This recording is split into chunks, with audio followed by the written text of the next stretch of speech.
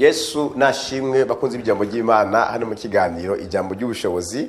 Ni Revera Pastor Viateur Ndayiragije agukunda nkabanezerewe ugiye kunyumviriza no kundaba kuri no mu kino kiganiro. Ndamva mfite umunezero udasanzwe aho tugiye kuganira ijambo ry'Imana rigufasha rigukura mu kibanza warurimwo rigushikana mu kindi kibanza. Haleluya.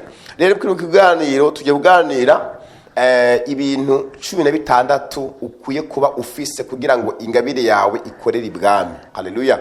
Ibintu 16 ukwiye kuba ufise kugira ngo ingabire yawe ikorere ibwami. Nibe tugiye kuganiraho. Reka dusengere uno mwanya w'ijambo ry'Imana kugira ngo Imana ibane natwe, nawe ugiye kunyumviriza Imana ikugirire neza kugira ngo mpemu w'Imana aze kugufasha kumva. Reka dusenge. Data mu izina rya Yesu Kristo umwami n'umukiza wacu, ingubane natwe n'umwanya w'ijambo ryawe. Biravuga ati ngo ijambo ryawe ngo ntabwo rivira iwawe ubusa ngo risubireyo ritakoze icyarizanye. Ndasengeye uri umuntu agiye kuyumviriza ahari mu mpande zine z'isi bize kumugirira akamaro. Urakoze ko bikoze ni mu izina rya Yesu Kristo umwami n'umukiza wacu. Amina. Yesu ashimwe. Reka rero dusome ijambo ry'Imana riri mu gitabo cya Samuel wa mbere ibice byaho 16 umurongo wa 14 dushikane no ku murongo wa 20. Haravuga ngo mpwemu uhoraho amaze kuva kuri Sahuri, impwemu mbi irungitswe n'uhoraho yama igenda imufata bagikange. Maze abantu ba Sahuri baramubarira bati erega impwemu mbi irungitswe n'uhoraho niyo igukanga.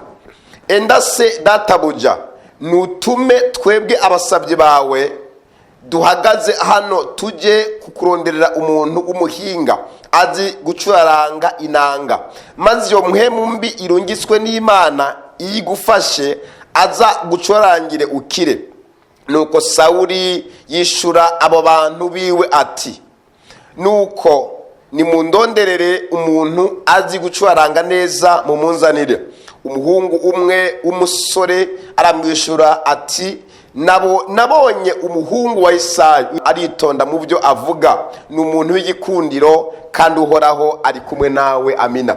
Ubu ni umurongo tugiye kwisunga aho tugiye kuganira ibintu 16 ukwiye kuba ufise kugira ngo ingabire yawe ikorere ibwami. Arerwe ngo ingabire ikorere ibwami.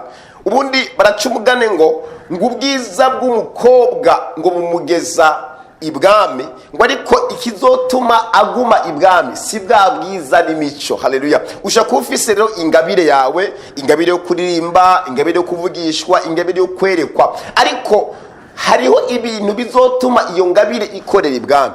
Wahanura ibwami bahagushima, ariko ibwami ntibazokugumana kubera imico. Haleluya. Hari itandukaniro ry'ingabire n'imico. Rero imico niyo iri kiratuma abantu benshi bagera ibwami bakavayo kare. Haleluya. Rero tugiye kurabira hamwe rero nukuwe kuntu waba umeze kugira ngo ingabire yawe ikorere ibwami.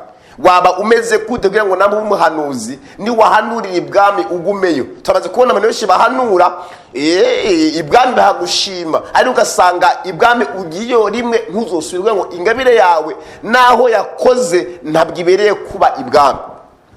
Tujye kwirabira hamwe rero twisunze kuri Dawidi. Turabona Dawidi nk'umwana yarakiri muto, turabona shimwa ibwami. Hari biravuga ati ngo mpwemu mbi yafashe Sawuli, yari mpwemu mbi arungitswe n'Imana. Rero turabona rero harageze igihe bakenera umuntu yoza gucuraranga ibwami. Tugiye kuraba rero hamwe rero ibintu 16 Dawidi yarafise byatumwe akundwa ibwami. Haleluya. Ikintu cya mbere cyotuma iyo ngabire yawe, nambara ingabire yo kuririmba, nambara ingabire yo kuvuga ubutumwa, nambara ingabire yo kwerekwa, icyatuma ikorera ibwami ikanahaguma. Tugiye kubirabira hamwe rero. Icya mbere namukeneye ko ingabire yawe ikora igakenerwa n'abantu badasanzwe. Banza icya mbere kumenya ingabire yawe. Dawudi yabanje kumenya ingabire yiwe, amaze kuyimenya arayikoresha. Haleluya. Hano mu gitabo cy'Abaroma ibice byaho 12 umurongo 6 baravuga ngo nuko dufise ingabire zitandukanye nk'uko ubuntu twahawe butandukana. Namba twarahawe kuvugishwa n'Imana, tuvugishwe nayo ku kwizera nk'uko kwicira kwacu kungana. Haleluya. Ingabire ziratandukanye, ingabire ni nyinshi. Namukene gutera imbere, namukene gushika kure, kugira ngo ingabire yawe igira akamaro mu bwami, banza umenye ingabire yawe. Mudufise abantu benshi bariko barapfira mu ngabire z'abandi, ngo nakubera umuririmbyi reka nanjye ndirimbe, nakubera nawe ahanure reka nanjye mpanure. Narivuze ngo kugira ngo uzoshike imbere ibwami bakwifuze, banza usobanukirwe ingabire yawe. Haleluya. Icyatumye Dawudi ahamagaye ibwami cyambere, yabanje gusobanukirwa ingabire yawe yiwe. N'umusobanuro benshi bariko bapfira mu ngabire z'abandi. Ingabire z'Imana ni nyinshi, rero banza umenye neza ingabire yawe Imana yaguhaye, iyo bizogufasha. Haleluya. Icya kabiri, Dawudi yamenye gukoresha neza ingabire yiwe. Banza umenye gukoresha ingabire yawe neza. Menya gukoresha ingabire yawe neza. Ushaka kuba ufise ingabire gusanga iyo ngabire uri kwikoresha nabi. Namba ufise ingabire y'ubuhanuzi, menya mu gihe cyo guhanura, umenye n'umwanya wo guhanuriramwo, umenye n'ibyo uvuga n'ibyo ureka, umenye n'umwanya urimwo. Koresha ingabire yawe neza. Yesu ashimwe. Koresha ingabire yawe neza. Wosanga ingabire ari guteka, none teka neza, none bose barateka. Wosanga ingabire yawe ari kuvuga, none vuga neza. Gira ibintu ukura mu majambo uvuga. Icya kabiri, Dawudi yamenye gukoresha ingabire yiwe neza. Icya gatatu, cyatumye Dawudi ahamagagwa ibwami, bituma n'ingabire yikorerayo. Uko hano batubwiye ngo umwami yavuze ngo mundondere umucuranzi azi gucoranga neza, ko ibwami ntibahigira. Ibwami ntibahigira. N'umuntu dufise abantu benshi bariko bigira ibwami. Bibiliya avuga ati ngo amabuye ngo yubatse ingoro y'Imana ya Salomo, ngo yateguriwe hariya, bayategurira umunsi abantu benshi bifuza kwigira ibwami, bariko bigira guhanurira ibwami, bariko bigira kurimbira ibwami. No, ibwami ntibahigira. Ibwami n'ahantu ugenda go presenta ibyo wateguye. Rero ibyo ukora bikore neza. Haleluya. Icya gatatu, Dawudi yari afise ubuhinga mu byo akora. Kugira ubuhinga, hano batubwira ngo umucuranzi w'umuhinga, gira ubuhinga mu byo ukora. Haleluya. Kugira ubuhinga bwo gukoresha ingabire yawe, gira ubuhinga mu byo ukora. Gira ubuhinga bwo gukoresha ingabire. Siniko ubuhinga siko byumva. Namba uteka icyapati, shiramo ubuhinga, ega niyo n'ingabire. Namba umuntu ateka, shiramo ubuhinga. Namba umuntu ukamera n'ubuhinga. Namba umuntu ririmba n'ubuhinga. Namba umuntu uvuga ijambo ry'Imana, rivuga n'ubuhinga. Ibwami bakeneye abantu ba professionnel, abantu bahinga, ngo umuntu w'umuhinga. Haleluya. Icyaka, ibwami harakeneye ngo umuntu akuvuga neza. Hano dusomye hano 16:18, haravuga ati ngo umuhungu umwe abwira Dawudi ngo narabonye ngo umucuranzi w'umuhinga, umucuranzi mwiza kandi w'ubuhinga. Kugira ngo ugere ibwami urakeneye umuntu akuvuga neza. Iyo ni ingingo ya kane. Urakeneye umuntu akuvuga neza. Urakeneye umuntu akuvuga neza. Ndabibutsa abadayimoni bo kuvuga abantu nabi barateye. Urakeneye umuntu akuvuga neza. Urakeneye umuntu agushingira intahe. Urakeneye umuntu aza kukuvuga. Yesu ashimwe. Icya kane cyatumye Dawudi agera ibwami, yarose umuntu kuvuga neza. Ngo maze umuhungu umwe ngo aragenda abwira Sawuli ngo narabonye ngo umuhungu w'umucuranzi wo kwa Yesayi, ngo ni umucuranzi w'umuhinga kandi arabizi. Haleluya. Narivuze ngo Imana iguha umuntu kuvuga neza.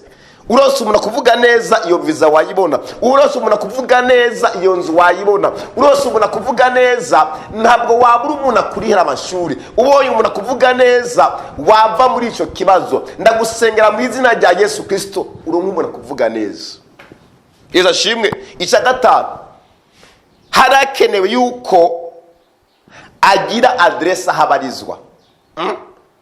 Kuko uno muhungu amaze kubwira Sawuli ati narabonye umucuranzi w'umuhinga kwa Yesayi, nuko yari afise adresse. Umuntu ufise abantu benshi bafise ingabire ariko badafise adresse. wamubaza ngo usengera he ubahe nta adresse afise. Dufise abantu benshi b'abanyengabire bameze nk'abantu basa n'abagerera mu barabara ariko batagira adresse. Haleluya. Nta muntu avuye ibwami azoza kukurondera udafise ahantu barizwa. Ushakura umukobwa mwiza gira adresse, gira ahantu barizwa, tuza ugira ahantu ba. Mbega bazoza kugukwa hehe baje gukwa bazo gusanga hehe? Izo nka bazozizana hehe? Gira ahantu barizwa. Dawudi ntibyari gukunda ko ashika ibwami badafise ahantu bamukuye, irafise adresse. Ushaka ufise ingabire yo kuririmba, ingabire yo kwerekwa, ushaka uri umuhanuzi, ndakwipfurije ugire adresse, gira ahantu barizwa, gira ishengero barizwa, gira umuvyeyi yakureze umuntu akwitirirwa. Icya gatandatu, barakeneye umuntu w'umuhizi mu byo akora. Abantu benshi sabahizi. Haleluya. Namukene gushika kure ibwami, namukene gushika kure mu Mana, bumuhizi. Ibwo bakeneye abahizi. Umuhizi ni wa wundi avuga ati ibi bintu naho byananiranye ntabwo nabivamwo. Umuhizi arihangana. Haleluya. Kandi burya nta muhizi abaho hatabanje kubugaragwa. Ibwami bakeneye umuhizi, bakeneye umuntu yitoje, bakeneye umuntu yamaze gukambirika mu bintu akora. Bumuhizi mu byo urimo. Namwe umunsi byaje byasi ejo bizokomeza, namwe umunsi byapfuye ejo ntibizokwanga. Dufise no munsi babanebwe atarabahizi. Iyo vyase aca bivamo, bamuvuze nabi aca biheba. Ibwami biragoye bumuhizi. Rero ikintu cya gatandatu, Dawudi yari umuhizi. Barakeneye umuntu w'umuhizi. Ndiko navuga umuhizi ndibazo uravyumva. Mutushuja umuntu w'umuhizi. Ndakwifuje na umuhizi. Umuhizi niyo vyasarakomeza. Niyo vyasarakomeza. Haleluya. Burya umuhizi ntabwo ananirwa. Umuhizi arondera inzira yo kuronderera inyishu ico yarakeneye. Ikindwi, bari bakeneye umuntu w'umunyenkomezi. Haleluya. Hari itandukano ry'umuntu w'umuhizi n'umunyenkomezi. Umuhizi ni umuntu aba adafise inkomezi ariko akihangana. Haleluya. Ariko ibwami naho ikirenze ko ikindwi Dawudi yari afise, barakeneye umuntu w'umunyenkomezi. Umunyenkomezi, umuntu adatinya rukambye b'umunyenkomezi. Haleluya. Ihangane b'umunyenkomezi. Haleluya. Umunyenkomezi n'umuntu agwanira ukavuga ati n'inyuma ya zero ndazi kwizokora. Umunyenkomezi, resistant. Namwe basengeje sengana inkomezi, sengana ubushobozi, namuvuga ijambo ry'Imana, ihangane, ubikorane ubushobozi kandi n'imbaraga. Icyo umunani, ibwami bari bakeneye umuntu wazi kugwana. Yavuze ngo ni umuntu w'umunyenkomezi kandi ngo arazi kugwana. Mbega ino ntambara tugwana n'intambara imeze gute? Hano mu gitabo cy'Abanyefeso ibice byaho 6 umurongo wa 10 havuga ati ngo mwambare ibigwanishwa byose by'Imana kugira ngo mushobore guhagarara mudatsinzwe n'ubugunge bw'abamugwanizi, kuko abo tunigana atari inyama n'amaraso ariko turigana n'abakuru n'abafise ububasha n'abaganza iyi si y'umwijima n'imwe mu mbi z'ahantu ho mu ijuru. Haleluya. Manzi umenye bugwana nabo. Ayo majambo uri kurumva so umuntu yakubwira, burya hari ikintu kiri inyuma y'ico byandihima, hari ikintu kiri inyuma y'ico. Menya kugwana urugamba. Haleluya. Niba rugwana nabi uzokubita nabi uvunike. Haleluya. Intambara tugwana yo mu buryo bw'umwuka itandukanye n'intambara yo mu buryo bw'umubiri. Abo tunigana nabo sabi inyama n'amaraso. Narize kubwiye ngo abo bakugwanya izo ntambara ubona, abo bantu bagwanya akazi kawe, abo bantu bagwanya urugo rwawe, burya sabo oya nubiteho. Niwamara kubitaho uzotsindwa, ahubwo iteho ikintu kibateye. Ndibuka umwami Hezekiya baje kumuhanurira Ezekiel ko agiye gupfa, ntabwo yigeze yitaho amajambo yuje kumuhanurira, ahubwo ngo yaciye ngo yegamira ifuruka atanga kubwiye matimana sindi wo gupfa. Ariko nk'umuntu w'iki gihe umubwiye ngo ugiye gupfa n'ukubita yaragukubita akanagupfungisha. Ariko Ezekiel we yasobanukiye ati umuntu ntabwo yitumwe, atumye n'Imana, reka jewe mpangane n'Imana ya mutumye. Haleluya. Abo tuniga saba cyamye abana maso, menya kugwana iyo ntambara. Rero ibwami bakeneye umuntu anze kugwana. Menya kugwana iyo ntambara uyikure mu buryo bw'umubiri, uyishire mu buryo bw'imwemo kandi uzotsinda. Iki 9, ibwami bari bakeneye umuntu yitonda mu byo avuga. Hano ho harakomeye kwitonda mu byo uvuga. kwitonda mu byo uvuga. Ibwami habera byinshi, ibwami bahakorera byinshi. Iyo utari umuntu yitonda mu byo avuga, usanga wavuze ibintu bigutwara agahanga. Umugani ngo mbega agahanga wishwe n'iki? Ati je nishwe n'urw'abagabo, ngo ariko nawe uzokwishwa n'akarimi kawe. Rero ibwami siko bimeze, ibwami no kwitonda, ibwami habera byinshi. Hano Yesu yarabivuze neza mu gitabo cya Matayo ibice byaho 12 umurongo wa 32 havuga ati ngo umuntu wese azodedemba ku mwana w'umuntu azoyobarirwa, ariko udedemba kuri mpwemu yera ntazobiharirwa, naho hoba muri iki gihe canke mu gihe kizoza. Imana idufashe cyane. Hari n'ahantu Yesu yavuze ngo ibiva mu muntu ngo nibyo byica umuntu. Haleluya.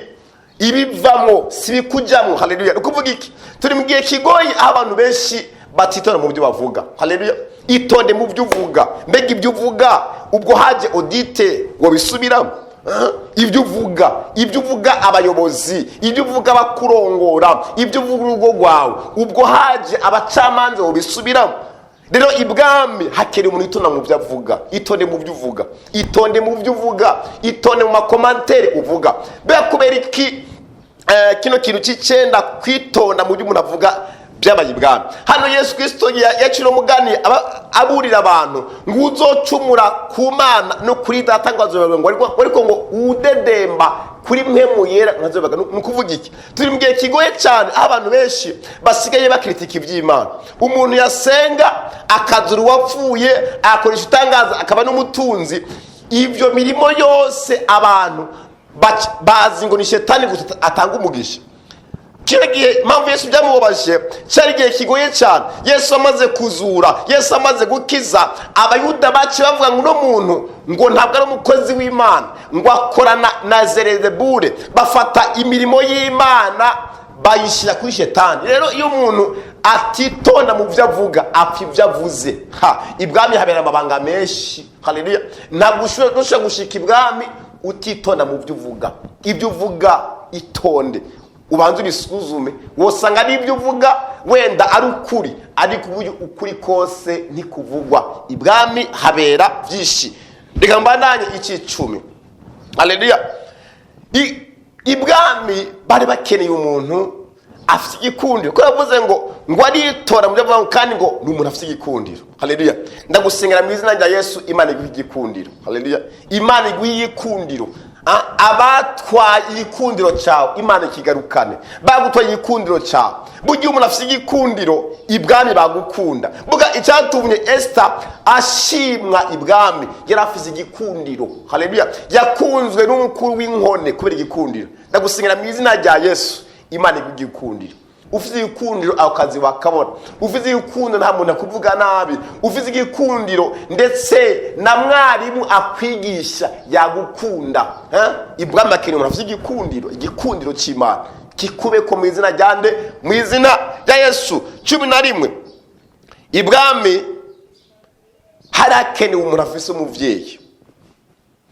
Abavyeyi mudufise abantu benshi bigenga atabavyeyi bafise. Kuko Dawudi amaze gushimwa ntabwo bahamagaye Dawudi, ahubwo baciye bagenda kwa Esayi, babaza Esayi ngo twumvise amakuru yuko ufise umuhungu azi kugwana kandi azi no kuririmba. Rero ni ngombwa ugira umuvyeyi wawe ninde yakwimitse, ninde yakwatiye muri ibyo ukora. Hari abantu benshi umenga ni ba Melkisedeki, menga ntuzi yava niyaje, akunda kwipfurije namukeneye kwibwami baguhamagara, ko bazobaza adresse ya, bazobaza usengera, bazobaza ishengero ryawe.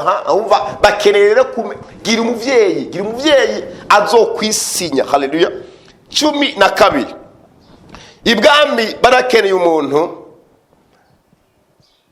azi gukora neza ibyo ashinzwe. Haleluya. Ndabibutsa ikintu cya mbere cyatumye Dawudi agira zino ngabire. Dawudi yari umuntu w'umuririmbyi, yari umuntu kandi ashinzwe intama, yari umuntu ari ku murimo. Mbega ushinzwe iki mu byo ukora? Haleluya. Kandi yari umuntu w'umwizigwa mu byashinzwe, bumwizigirwa. Abantu benshi sabizigirwa, umuntu w'umuswa mu Rwanda nta kwishure, bumwizigirwa mu byo ushinzwe. Namba uri mu ishengero, ukaba uri umukuru w'abaririmbyi, ukaba uri umunyamasengesho, ukaba umudiyakoni, gerageza kuba umwizigirwa mu byo ushinzwe. Abantu benshi ntabwo ari abizigirwa, abantu benshi ntabwo mutiza imodoka yawe, si abizigirwa. Abantu benshi bateye amakenga, ariko Dawudi yari umwizigirwa.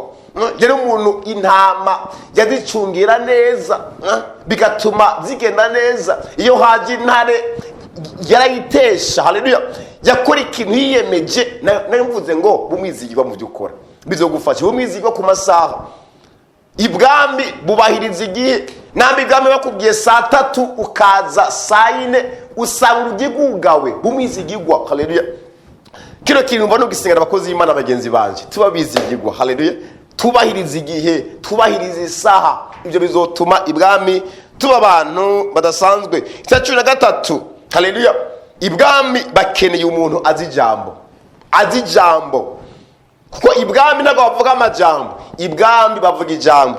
Hano mu gitabo cya Zaburi 119 ndavuga ati ngo nabitse ngo ijambo rya mutima wanje ngo noye kugucumurako. Haleluya.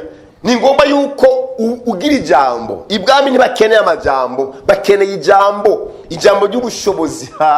Gira ijambo muri wewe.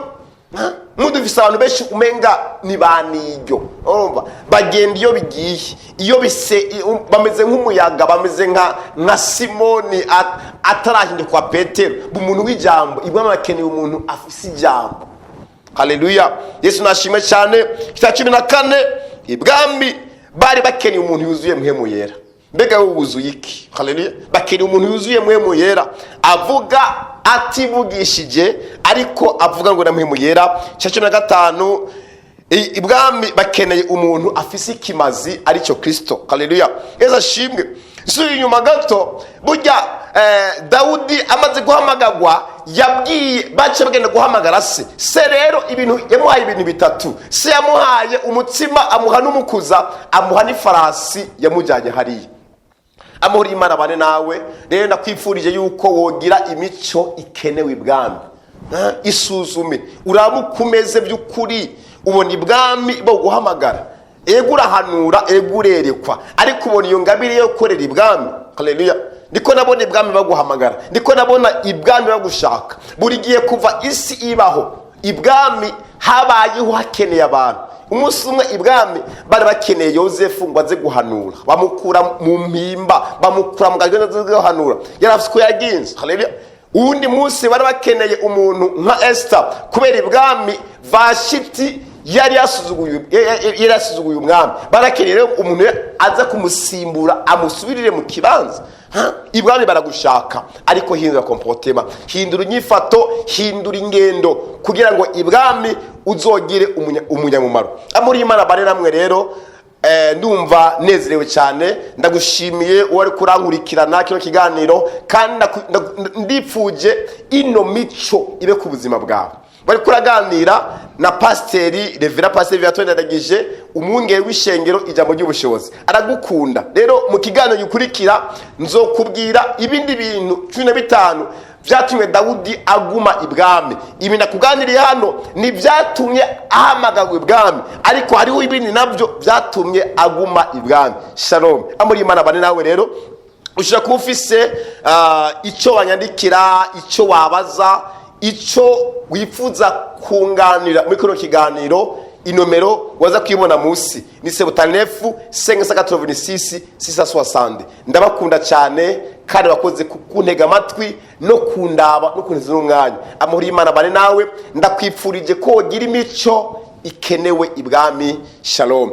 Data mu izina rya Yesu ndagushimye kuri umwana wawe, kuno mukobwa mwami, kuno muhu, kuno musore aragukeneye mwami, ingabire yiwe mwami, reka ive irodebari ize gukorera ibwami. Mana mukure hasi umushikana ibwami, umushikana hakwiriye. Urakoze kuntu biremye kandi azogushima, umuyikundiro, umubwenge, amenye kugwana, amenye kwitonda mu byo avuga, kandi hamwe n'izingabire nyinshi afise asobanukirwe ingabire yiwe kugira ngo ayikoreshe neza, kandi umugenderere abo muhizi mu byo akora. Urakoze kuntu biremye, ni mu izina rya Yesu Kristo n'umukiza wacu.